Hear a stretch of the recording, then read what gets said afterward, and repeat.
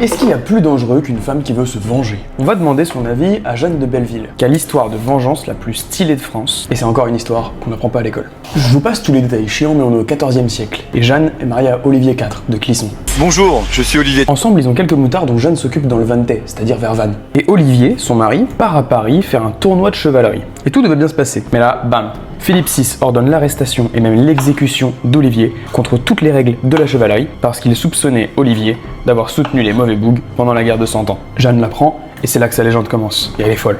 On raconte qu'elle va récupérer la tête de son mari exposée à Nantes et qu'elle fait jurer à ses fils de le venger, tous ensemble, contre Philippe VI et ses alliés. Philippe, viens ici que je te bute, enculé! Ta gueule! En premier, elle va récupérer 400 fidèles pour attaquer le château proche de chez elle, le château de Toufou.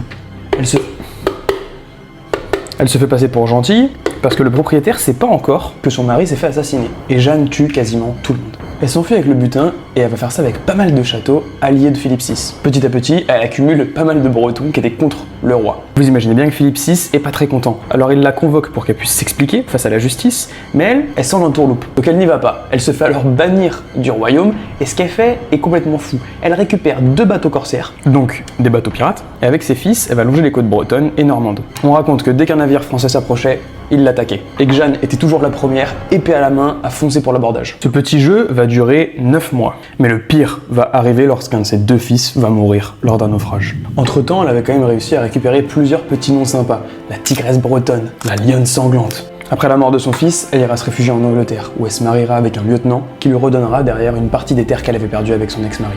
La réalité est sans doute un petit peu différente de la légende que je viens de raconter, mais si on devait l'adapter en film français, qui vous verriez en actrice pour l'incarner?